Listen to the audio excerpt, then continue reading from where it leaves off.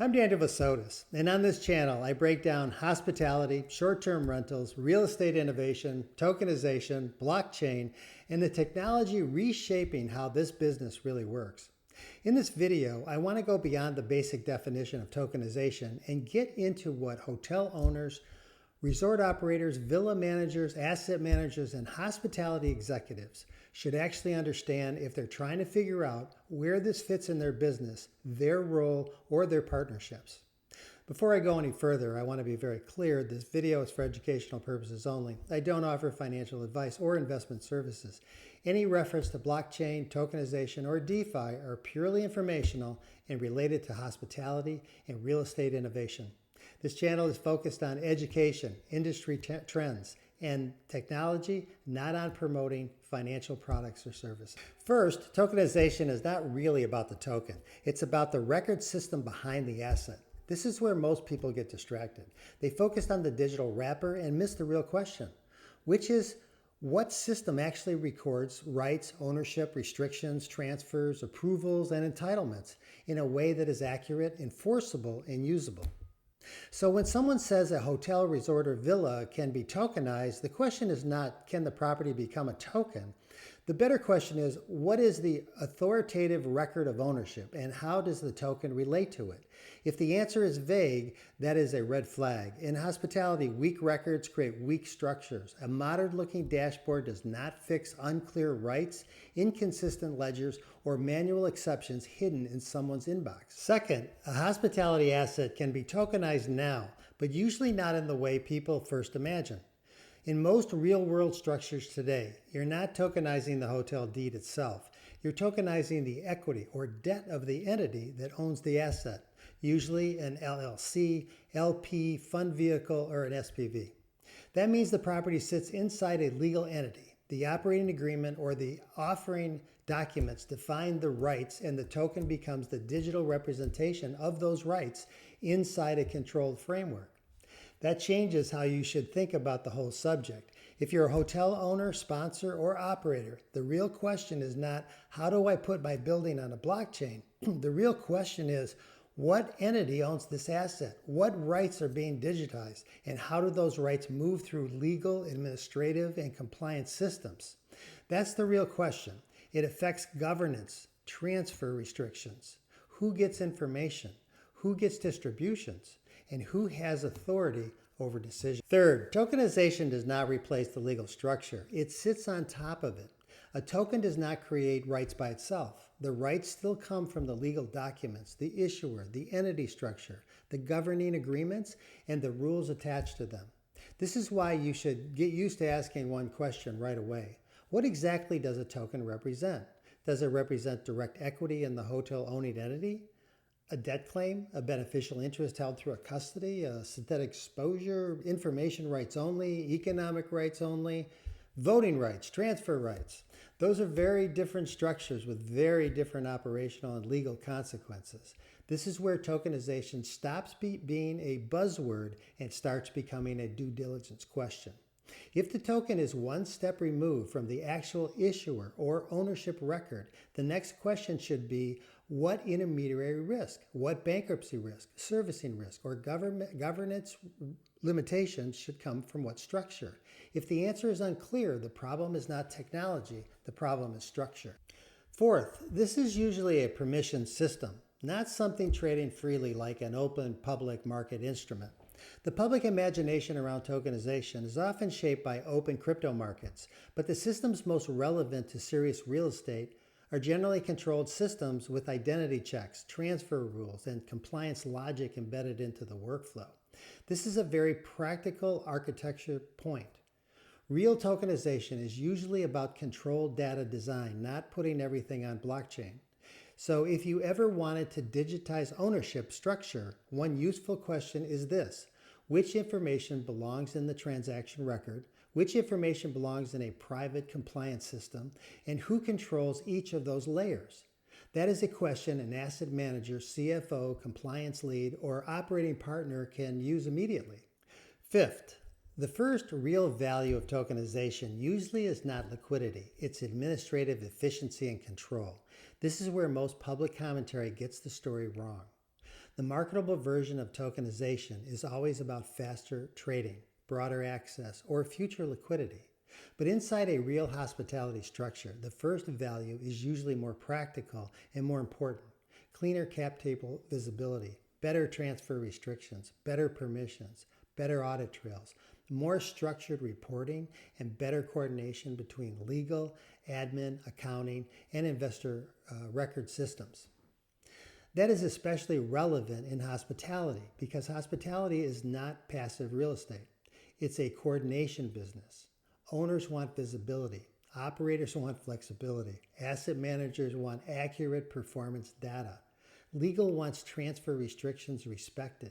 Finance wants reconciled numbered. Compliance wants control over access and approvals. So the practical early use case is not, can this hotel become liquid overnight? The practical early use case is, can I reduce friction in how rights, records, restrictions, and reporting are administered across multiple stakeholders?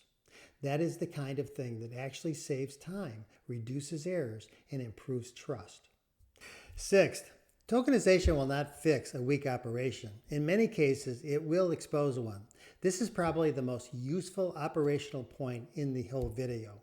Technology does not create institutional quality. It exposes whether it was there to begin with. If your PMS data is inconsistent, your monthly close is slow, your reporting definitions change from property to property, your ownership records require manual correction, your legal documents do not reconcile cleanly with your operating systems, or your approval process lives across texts, emails, and spreadsheets, then tokenization is not your solution. Your solution is operational cleanup. And that's exactly why hospitality is such an interesting category for tokenization. Hotels, short-term rentals are operationally alive. Occupancy changes daily. Rates change daily. Distribution mix moves. Guest behavior changes. Team performance changes. Maintenance happens in real time. Vendors' costs move. Service issues arise without warning. That means a digital ownership layer sitting above the asset is only as strong as the discipline underneath it. If your source data is messy, you do not get clarity by adding a token. You get a very modern looking mess. So if you want a practical way to evaluate this in your own business, here's where I'd start. Ask yourself 5 things. What system is the source of truth for ownership? What system is the source of truth for cash management? What system is the source of truth for property performance? Who has authority to approve transfers or changes? And how long would it take to prove the current state of ownership, restrictions, approvals, and entitlements to an auditor, regulator, legal counterpart, or serious investor? If the answer is too long or it depends, then your biggest opportunity is not tokenization, it's governance and data discipline. 7th, this is real now, but still early enough that structure quality matters far more than hype. It does not mean every hotel or villa should be tokenized. It does mean this should no longer be dismissed as fringe. But it also means the winners are not going to be the people who throw around the most jargon. They're going to be the people who understand how to connect legal structure, administrative controls, reporting systems, operating data, and stakeholder permissions into one coherent framework. So if you want the practical takeaway, here it is. A hospitality asset can be tokenized today, but the most serious structures, what gets tokenized is the equity or debt of the entity that owns the asset, not the deed itself. The rights still come from the legal documents. The token sits on top of those rights. Real systems are usually permissioned, not open. The first value is usually cleaner administration, not instant liquidity. Weak data discipline does not get fixed here. It gets exposed.